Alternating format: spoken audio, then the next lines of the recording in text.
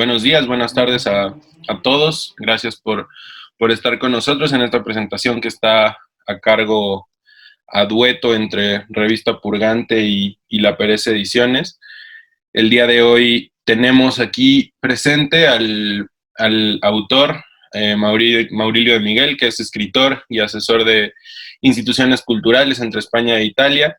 Entre sus libros más célebres se encuentran El Enigma Picasso, A Corazones Rotos Diamantes y Baladas para Ciudades Perdidas, además del libro que nos tiene hoy aquí reunidos, que es la primera biografía autorizada sobre Joaquín Sabina, que está aquí, a cargo de La Pereza Ediciones, recuperado por ellos, una suerte de libro de culto, me parece que muy pertinentemente está recuperado ahora, y, y que de alguna manera escarba o indaga en los primeros años de una figura que actualmente yo creo que ni siquiera solamente en la canción española, sino en la música en español en general es bastante visible, bastante importante y ha sido recuperada en incontables veces, de incontables maneras.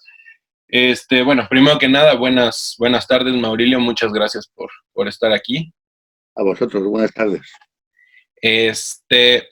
Bueno, a mí, entre varias cosas, me gustaría primero que nada, creo que es un tema interesante, empezar hablando respecto a por qué, evidentemente siendo una figura como tan importante, tan famosa, tan célebre actualmente, Joaquín Sabina, ¿por qué hablamos de esta como la primera biografía autorizada? Pues me imagino que porque cuando se hizo no era ese personaje tan célebre y tan celebrado, ¿no? Estamos hablando del año 1985.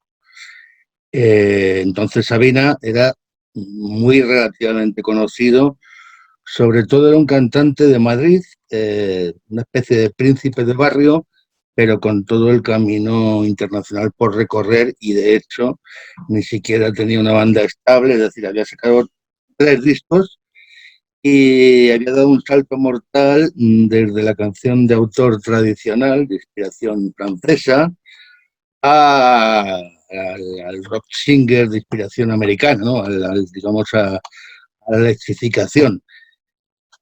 Salto mortal que además iba aparejado con una vuelta al rock and roll. Pues claro, para los estándares de la época, alguien de 30 y tantos años que de pronto deja de hacer música adulta y vuelve al rock and roll, eh, había algo ahí de, no de impostura, pero sí de difícil credibilidad, ¿no? Eh, Evidentemente, la experiencia de Dylan y de todos los grandes cantautores americanos aseguraba un buen final, sobre todo partiendo del talento, ¿no? Pero en España todavía estábamos digiriendo muchas cosas al tran-tran, o sea, con retraso. Entonces ese libro aparece más bien como una serie de circunstancias, y para que te hagas una idea, yo tampoco tenía mayor experiencia. Yo a la editorial le dije que Joaquín Sabina quería que le escribiera un libro, y a Joaquín Sabina le dije que la editorial me había pedido un libro sobre él, con lo cual tuve que hacer esa especie de estratagema para poder publicar el primer libro, ¿no? Será un poco, digamos, resumida la circunstancia de este libro. Y De siendo, hecho, hasta 15 años después no se publicó ningún libro sobre Sabina. O sea, un gran libro aparece 3 lustros después, y que era una travesía del desierto. claro. Y dentro de todo esto, yo creo que a todo lo pasado y con toda la cantidad de discos que han salido en general, pues es fácil hablar de su importancia como figura musical, ¿no? Pero en ese momento, ¿tú qué viste? ¿Qué fue lo que te llevó como a Pues querer yo creo que hincapié? fue una intuición, pero de ida y vuelta, ¿no? Él también confió en alguien que en ese momento tenía 24 años, que era yo, y que no tenía ningún libro detrás. Y bueno, compartíamos digamos, el guiño Dylan, esa fascinación por todo el mundo que viene a partir de la Beat Generation, una visión de la vida más o menos similar. Yo había estado también viviendo en París y en Suiza como músico ambulante. Entonces, para esa España que todavía se estaba despedazando y todavía muy provinciana, pues bueno, buscabas tus cómplices, ¿no? Y en este caso, pues se dio esa feliz circunstancia. Y luego vivíamos casi vecinos, por lo cual pues, frecuentábamos los mismos bares y bueno, digamos, los círculos de artistas noctámbulos no eran tan numerosos en Madrid en esa época. Ujú. Yo veo durante el libro que es muy, evidentemente saliendo pronto y dentro de esta época del cantar en bares y tal, Sabina es una especie de figura que, a pesar de bueno, ahora ya es dentro de lo que se puede decir una figura más universal, ¿no? Y hay un nexo muy claro con México y con Sudamérica y demás. Uh-huh. Pero en el momento, él es andaluz, nace en Úbeda, en Jaén, se mueve a Madrid. ¿Cómo se instala en Madrid? O sea, tú lo ves como un hijo, digamos, de Madrid o un inmigrante que llega a Madrid y adopta Madrid y crea un nuevo Madrid, o cómo es el Madrid que él Bueno, habita a o ver, él llega a Madrid después de haber pasado por la universidad en Granada y de haber estado exiliado en Londres 7 años. O sea, no es el caso del cantante provinciano que busca en Madrid, digamos, la alternativa, ¿no? Uh-huh. Él viene cuando la situación política le es favorable, es decir, a la muerte de Franco, y busca su lugar dentro del mundo de los cantautores que él había conocido en el exilio. Y busca su lugar, digamos, renovando la escena. Él, digamos, no participó, eh, o por lo menos como primera espada, en lo que fue la defensa, digamos, del antifranquismo militante de algunos cantantes y por tanto no estaba quemado, ¿no? Aunque generacionalmente sí pertenece a ese mundo de los cantautores que tuvieron una implicación política muy fuerte. Sin embargo, su educación musical tiene más que ver con el blues, con la escena anglosajona. Y entonces, con esas credenciales, llega a Madrid, donde resulta que no hay ningún trovador que identifique la ciudad. En esa época, Madrid vive una especie de, bueno, lo que llamaron movida madrileña, nueva ola, que viene a ser un resurgimiento de todas las artes, todo hay que decirlo, apoyado institucionalmente, es decir, había un interés muy claro en que desde el ayuntamiento se catapultara Madrid como capital de la cultura pro-socialista de alguna forma, y entonces hubo mucho dinero público para bien y para mal. Es decir, facilitó mucho el resurgimiento de Madrid, ya no como un lugar donde solo se iba a resolver papeles o a buscar trabajos, sino como un foco de irradiación cultural, un epicentro, ¿no? Y bueno, pues todo eso dio lugar a una serie de figuras, a corrientes, a familias estéticas, una de las cuales tuvo que ver con la transformación del arquetipo de cantautor con guitarra de palo, ¿no? Uh-huh. Y, y ese Madrid del que él surge y en el que manejabas durante el libro también como esta idea del trovador del asfalto y demás, que de alguna manera puede ser una especie de rompimiento, ¿sigue existiendo o crees que ya... No, eso fue un movimiento que, digamos, murió en cuanto a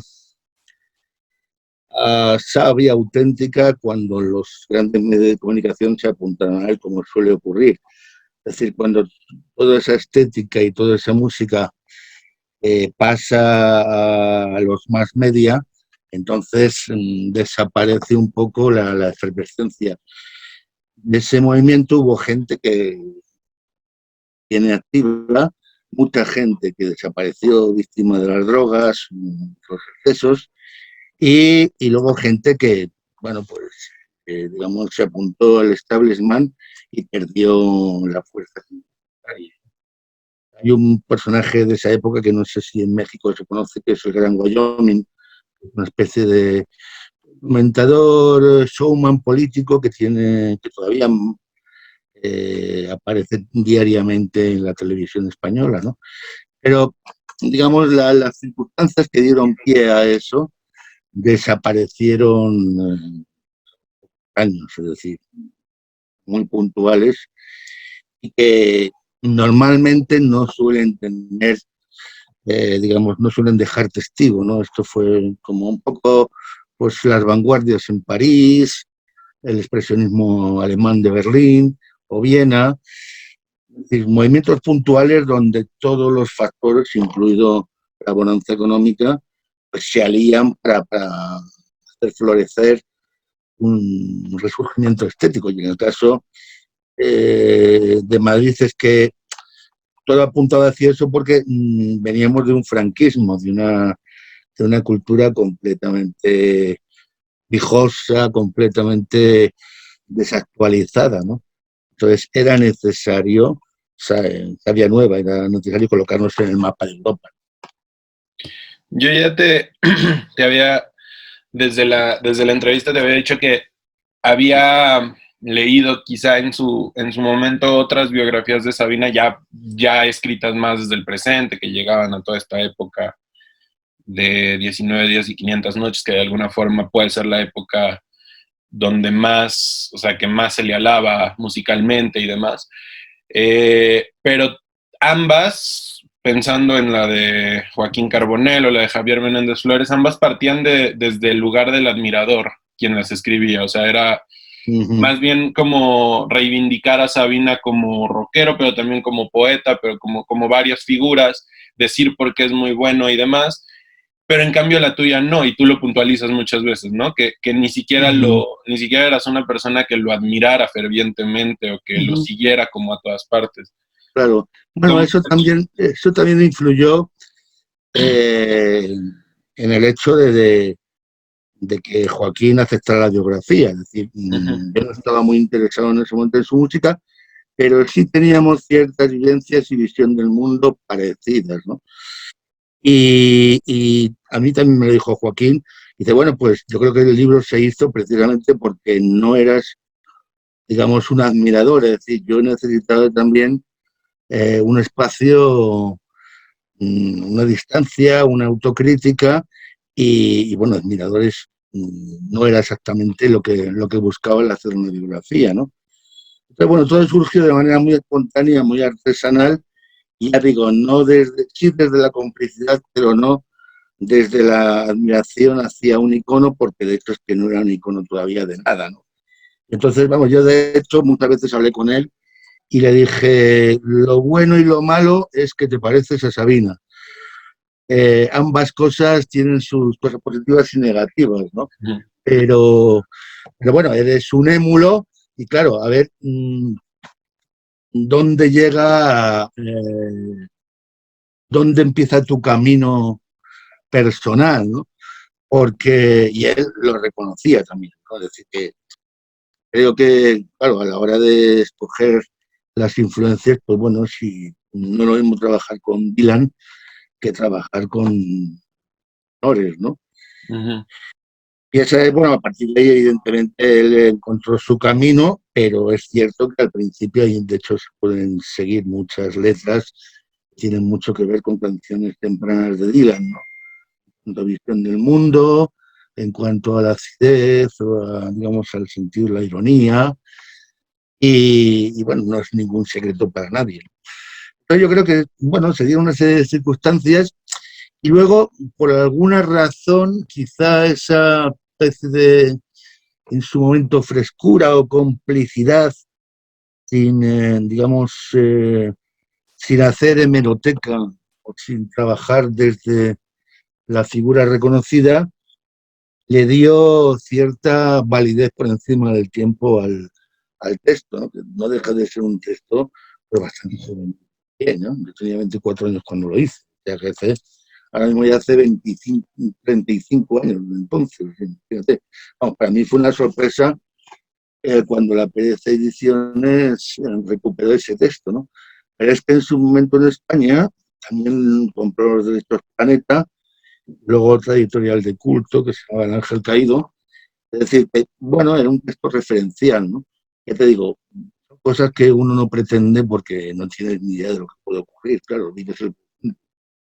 Y al momento de recuperarlo ahora de la Pérez Ediciones, me gustaría por aquí entrar y hacer dos preguntas. Primero, ¿tú le metes mano al texto o es Es prácticamente igual, he corregido algunos errores que había, pero he intentado respetar el estilo, porque, bueno, me parecía que había cosas que sí, pero expresiones o poco más, ¿no? Y luego a lo mejor, pues, quitar alguna elucubración que me parece que sobraba, que era fruto un poco del entusiasmo juvenil, ¿no? Pero vamos, en un 95% es el texto original, ¿no?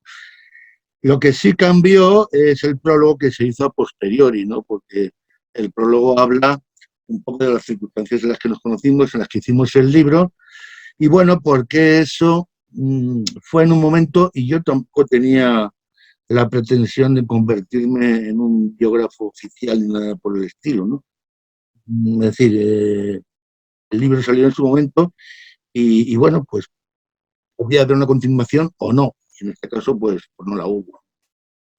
y como decías ahorita, no es evidentemente tanto por el rollo de ser admirador o no, él no era en ese momento la figura que es ahora y por tanto el libro de alguna manera no habla, digamos, de la figura que es ahora, pero me gustaría como saber, ¿tú dónde piensas, qué rasgos quizá de ese Sabina podemos encontrar ahora pensando que era como que ahí está la raíz, digamos, o de donde surgió todo, y ahora instalado de alguna manera en el presente, siendo Sabina esta gran estrella, ¿cuál es la pertinencia de este libro? Porque yo creo que el origen de él se pierde un poco, ¿no? Y está el mito de la mandrágora, quizá visto muy por encima, ¿no? De este bar que él compartía con Kraje y con Alberto Pérez, pero es una época muy, muy rica y muy, muy enriquecedora y que genera el personaje que está ahora. Me gustaría saber más o menos como qué, de ese personaje, qué continuaciones ves en la estrella, diríamos, que es ahora. Y Ya. cómo se instala el libro desde el presente. Hombre, vamos a ver, yo creo que Sabina ha luchado siempre contra el tiempo. Es decir, empezó su carrera, digamos, pública y profesional más tarde de lo habitual. O sea, no, nunca hablamos de un artista veinteañero. Eso le hizo empezar también con más criterio y mejor a mover la cabeza.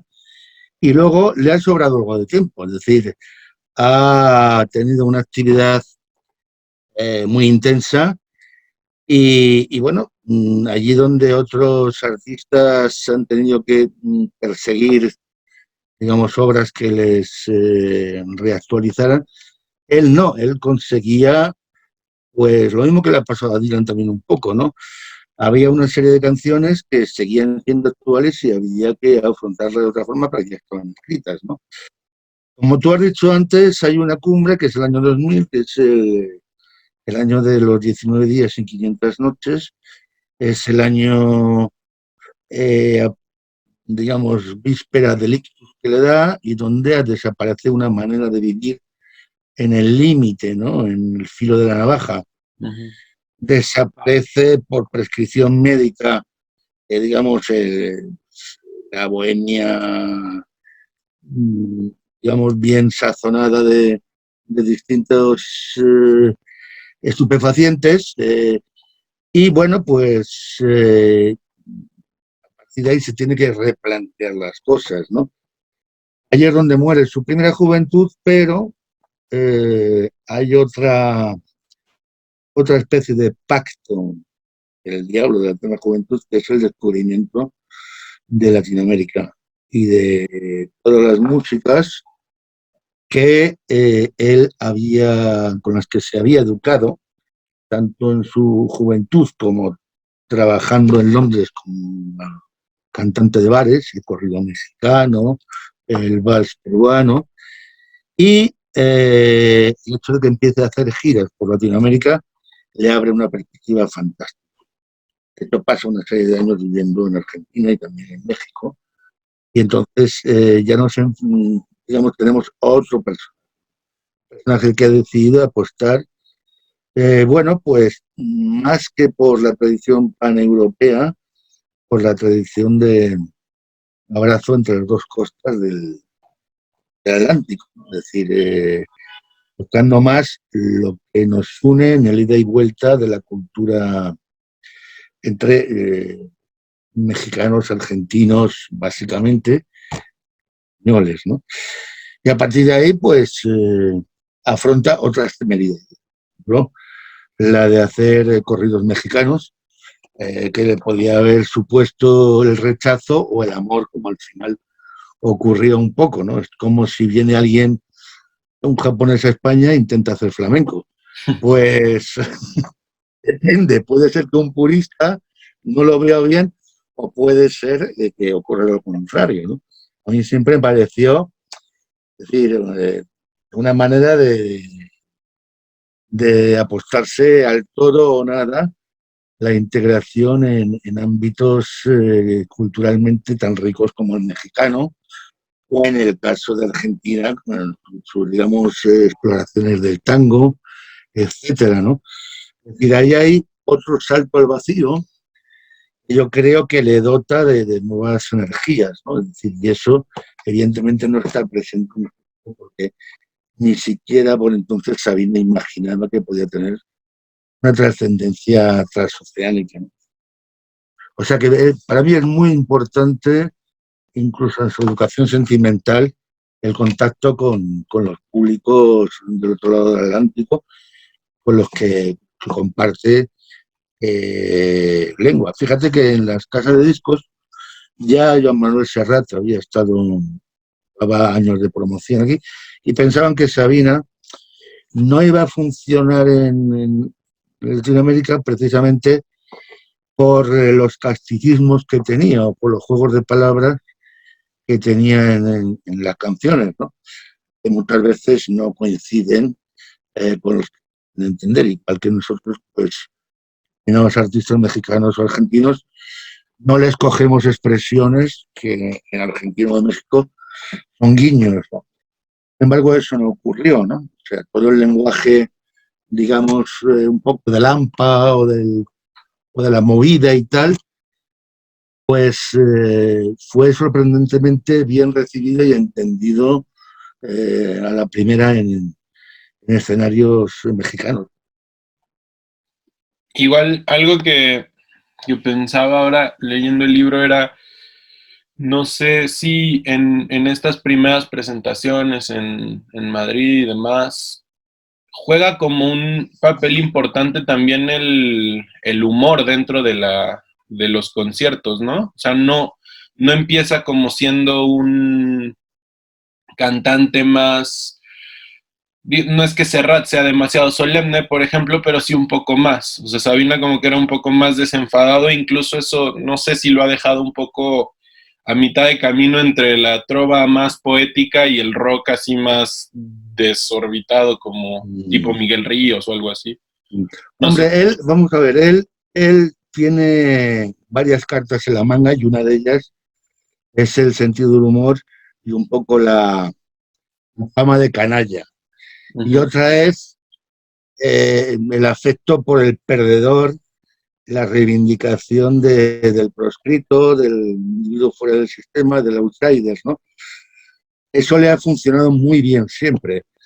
Ese humor del canalla, pues le ha facilitado, por ejemplo, que suspenda conciertos porque la noche anterior estuvo de borrachera y no puede y la gente le perdone, ¿no? Es decir, que le ha venido muy bien, ¿no? No existía esa figura en la canción española y yo creo que ocupó un espacio, ¿no? Él es muy sagaz, muy rápido en cuanto a...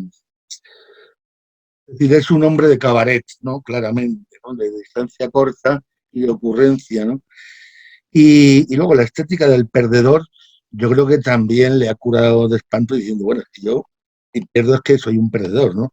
Entonces, claro, triunfar a caballo de la estética del perdedor siempre es una carta muy recurrente y muy sólida, ¿no? Ya sabes que si no funciona bien, digamos, o dicho en otras palabras, a una soprano o a un tenor se le exige una voz intachable porque hay un repertorio que hay que defender sin ninguna coartada más. A un cantante urbano no se le exige esa perfección vocal, mira, tiempo que la perdió, se le exigen otro tipo de cosas, ¿no? Puentes de comunicación distintos. Eso también le ha facilitado el hecho de poder, más que cantar, pues casi recitar, en tipo Leonard Cohen, ¿no? Es decir, ha perdido muchas facultades vocales, pero como tenía otras armas, ¿no? Ha seguido funcionando. Yo creo que es uno de los que peor canta y los que más cobra ahora mismo. Este, y pensando en esta, o sea, al especializarte o realizarle la biografía, el libro al primer Sabina, ¿tú pierdes interés en el Sabina posterior o no necesariamente?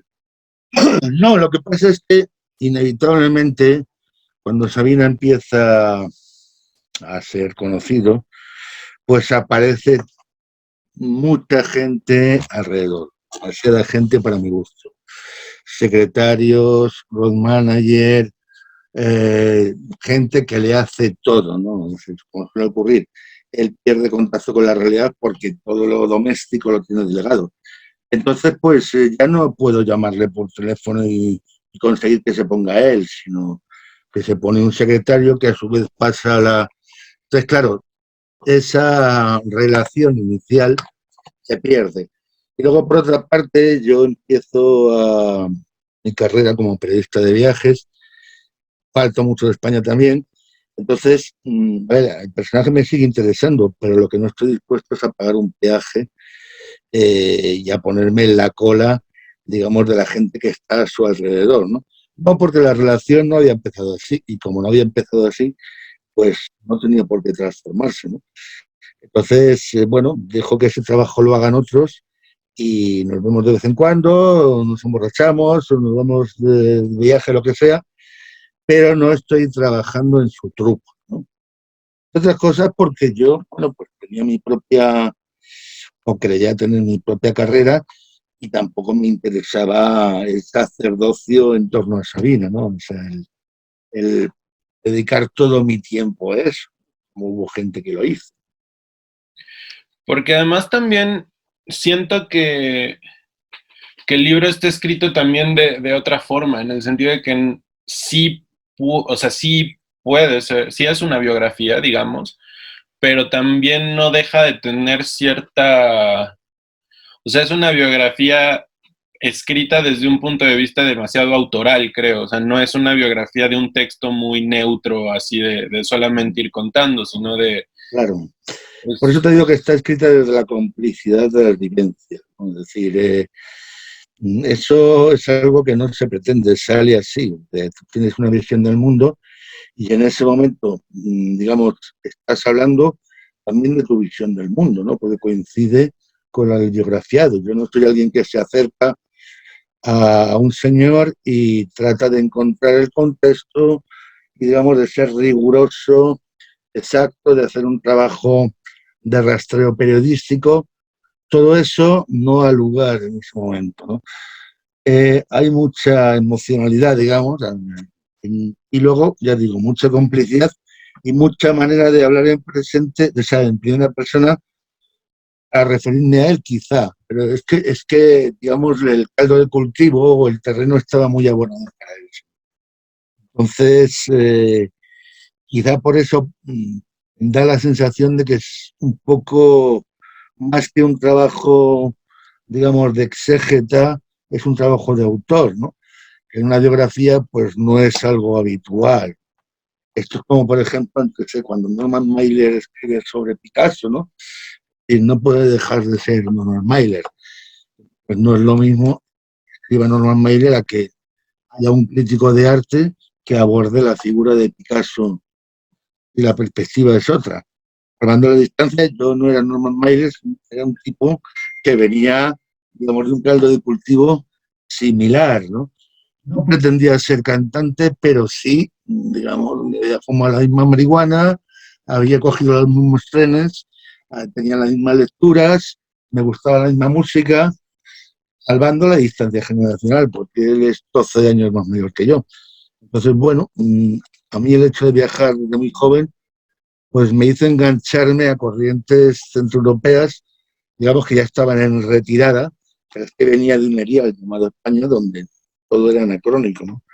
Entonces, yo sí tenía hambre de conectar con una realidad cultural, pues que tuviera su opinión sobre el París del mayo del 68, tuviera su opinión sobre los hippies, sobre los ocupas, movimientos vivos que hacían que apareciera la figura del joven como entidad cultural, ¿no? En España entonces tú pasabas de niño a adulto, te vestían con pantalones cortos y ya te ponían corbata. Estoy hablando de principios de los años 70, ¿no? Entonces no existía el joven como, digamos, como persona en edad de experimentar. Era simplemente un proyecto de hombre maduro con bigote, ¿no? Entonces, bueno, eso era lo fascinante de la época. Y no era tan fácil encontrar gente que hubiera viajado, gente que tuviera esa lectura, porque era, ya no se encontraban muchos libros y muchos discos en España, ¿no? Oído de los surrealistas franceses o los Rolling Stones, etcétera, ¿no? Billy Cale, que es uno de los artistas de culto, quien Sabina siempre lo fue, ¿no? Claro.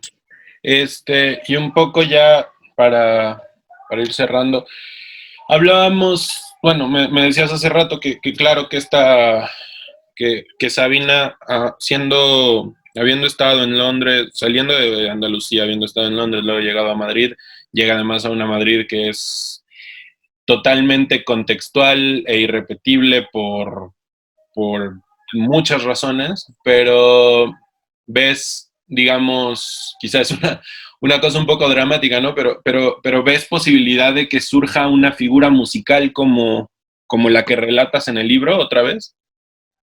¿O te Este parece contexto ya muy contextual?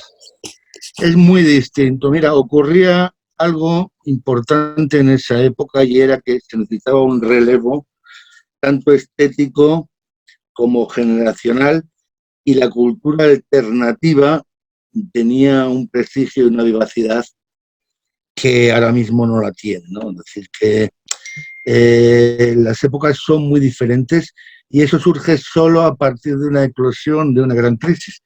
Yo no sé si la pandemia, la situación cultural ahora, que es de absoluto erial en España, cerrado, no se puede hacer prácticamente nada, dará lugar a una relación entre público y artista distinto. Lo interesante de esa época es que es la primera vez que hay una industria cultural, no se desarrolla, de mercado.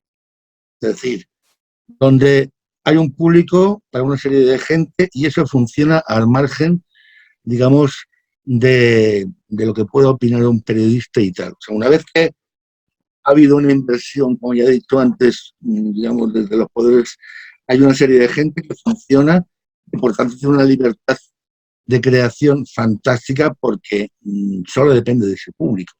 Y eso en las artes es muy difícil que ocurra. De hecho, en literatura, yo no sé en México, pero en España no creo que haya más de 10 personas que puedan vivir eso ahora mismo, ¿no? Porque es que ya ha desaparecido ese público, o por lo menos ese público no está dispuesto a costear la cultura, ¿no? O sea, la idea de la cultura gratis online es lo que está en la cabeza. Y claro, eso hace que no se hagan películas, etcétera, etcétera, ¿no? Entonces, ¿cómo saldremos de esta? Pues me imagino que tendrá que aparecer una nueva fórmula en la que vuelva a haber públicos para creadores. Desde luego no es el microfunding, ¿no? funcione para eso. Yo creo que tendrá que aparecer otra cosa, bueno, pues de la decadencia de sistemas pues, que han acabado. Estamos en un mundo que termina, una sociedad de bienestar, y tiene que surgir otra cosa. O sea, es evidente, ¿no? Igual que en España, pues teníamos de una dictadura de 40 años, ¿no? Todo lo que fue después, el franquismo sociológico, muerto Franco, es posterior, ¿no? Entonces yo sí espero que surja algo. Ahora, no tengo ni idea de por dónde puede ser ni en qué términos, pero sí, desde luego, si surge, tendrá que ser con un público en interacción con una serie de creadores, ¿no? Independientemente de presiones y operaciones de marketing, que es como surgen las cosas hasta que son asimiladas por un sistema. Claro. Bueno, pues yo creo que aquí cerramos. Maurilio, te agradezco mucho que pudiéramos tener esta Gracias a presentación. vosotros y por fin, porque llevamos una semana de retraso, pido perdón a la gente que pudiera estar conectada el sábado pasado, pero bueno, problemas técnicos son los problemas técnicos y a ver si a la gente le despierta interés el libro y se puede hacer alguna cosa más. ¿Mm? Sí, sí, sí. De hecho, de nuevo, yo repito, a mí me parece que es un libro bastante necesario en esta búsqueda de conocer un poco también más a fondo, evidentemente, y las raíces de la figura de Sabina, pero sobre todo que tiene esa riqueza doble, que no es nada más la biografía escrita desde el punto de vista neutro y del autor que diríamos se esconde para cederle foco a la estrella, por así decirlo, sino que realmente creo que está escrito, como lo dices, desde la complicidad, desde una persona para otra. Es este libro de la Pereza Ediciones, lo pueden adquirir en el sitio web de la Pereza Ediciones. Y pues nada, Maurilio, estamos en contacto para lo que pueda surgir. Muy Muchas bien. gracias. Gracias a vosotros y un abrazo. Venga. Gracias.